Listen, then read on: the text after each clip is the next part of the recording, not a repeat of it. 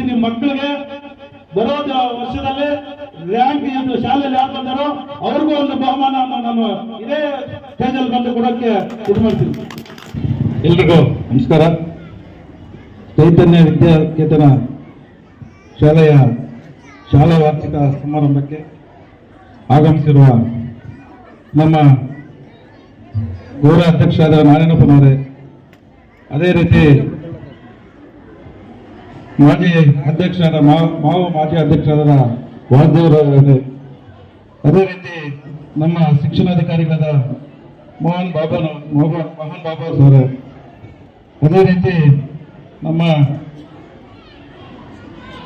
ತಾತಗಲ್ ಮುಖ್ಯೋಪಾಧ್ಯಾಯರಾದಂಥ ಕೃಷ್ಣಪ್ಪ ಅವರೇ, ಅದೇ ರೀತಿ ನಗರಸಭಾ ಸದಸ್ಯರಾದ ನಿರುಪಮ ಜಗಮೋಹನ್ ರೆಡ್ಡಿ ಅವರೇ, ಮತ್ತು ನಮ್ಮ ಇದೇ ಶಾಲೆಯ ಹೆಣ್ಣು ಮಗಳಾದ ಅನ್ನಪೂರ್ಣ ಅವರೇ,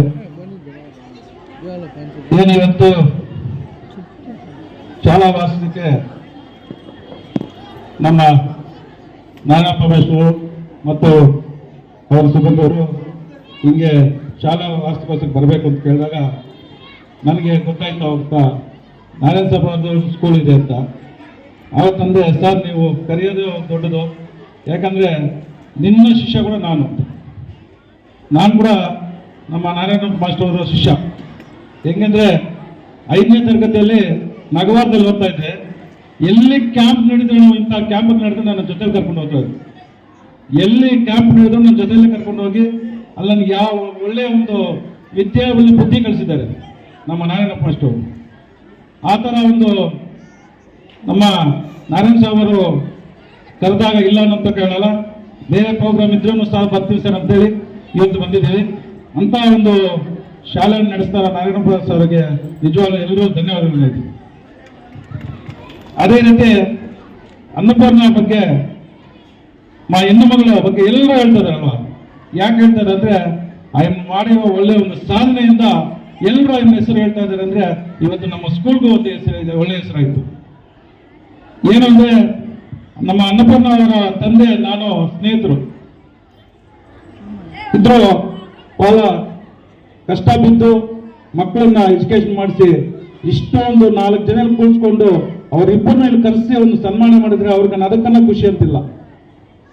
ಅವ್ರ ತಂದೆ ತಾಯಿನ ಮಗಳ ಹತ್ರ ನಿಲ್ಸ್ಕೊಂಡು ಇದು ಸನ್ಮಾನ ಮಾಡಿದ್ ನೋಡಿ, ಅದಕ್ಕನ್ನ ಅವ್ರು ಖುಷಿ ಇಲ್ಲ.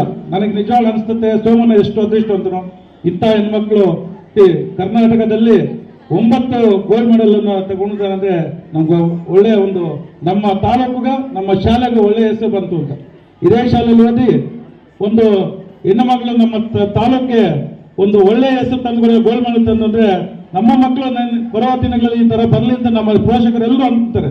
ನಮ್ಮ ಮಕ್ಕಳು ಅದೇ ತರ ನಿಂತು ನಾವು ಅದೇ ಹೋಗ್ಬೇಕು ಅಂತ ಮಕ್ಕಳನ್ನ ಎಷ್ಟೇ ಕಷ್ಟ ಬಿದ್ದು ಕೂಲಿ ಮಾಡಿ ಏನೇ ಕೆಲಸಗಳು ಮಾಡಿದ್ರೆ ನನ್ನ ಮಕ್ಕಳು ಓದಬೇಕು, ಚೆನ್ನಾಗಿರ್ಬೇಕು, ಒಳ್ಳೆ IAS ಆಗ್ಬೇಕು, IPS ಆಗ್ಬೇಕು, ಡಾಕ್ಟರ್ ಆಗ್ಬೇಕು, ಒಂದು ಲಾಯರ್ ಆಗ್ಬೇಕು, ಒಂದು ಎಲ್ಲದ ಒಂದು ಹುದ್ದೆಯಲ್ಲಿ ಇರಬೇಕು ಅಂತೇಳಿ ನಮ್ಮ ಮಕ್ಕಳಿಗೆ ನಾವು ಎಷ್ಟೇ ನಮ್ಮ ಕಷ್ಟ ಇದ್ರೆ ನಾವು ಓದಿಸೋಕೆ ಇದು ಮಾಡ್ತೀವಿ.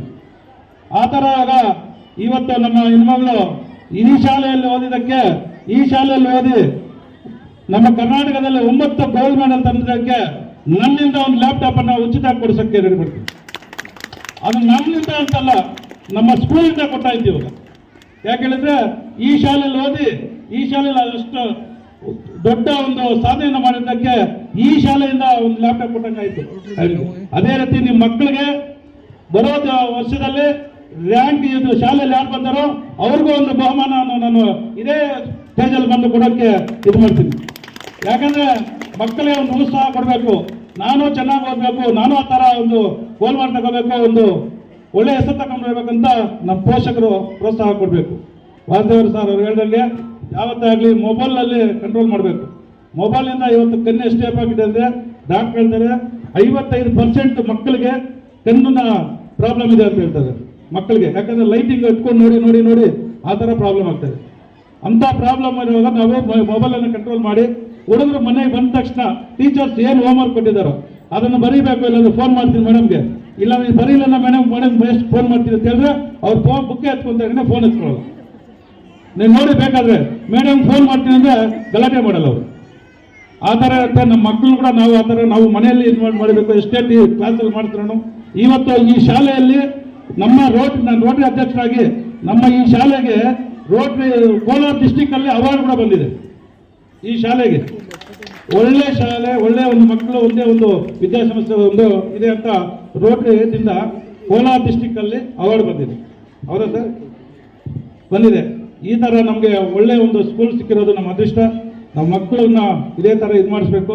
ಅದೇ ರೀತಿ ಬರೋ ಒಂದು ದಿನಗಳಲ್ಲೂ ಕೂಡ ಸಹ ಒಳ್ಳೆಯ ಒಂದು ಎಜುಕೇಷನ್ ಆಗಲಿ, ಒಳ್ಳೆಯ ಒಂದು ನಮ್ಮ ತಾಲೂಕಲ್ಲ, ಡಿಸ್ಟಿಕ್ ಅಲ್ಲ, ಎಲ್ಲ ಕಡೆ ನಮ್ಮ ಶಾಲೆ ಬಗ್ಗೆ ಇದಿರಲಿ ಅಂತೇಳಿ ಈ 4 ಮಾತಾಡಕ್ಕೆ ಅವಕಾಶ ಕೊಟ್ಟು ಎಲ್ರಿಗೂ ನಮಸ್ಕರಿಸ್ತಾ ಜೈ ಹಿಂದ್, ಜೈ ಕರ್ನಾಟಕ.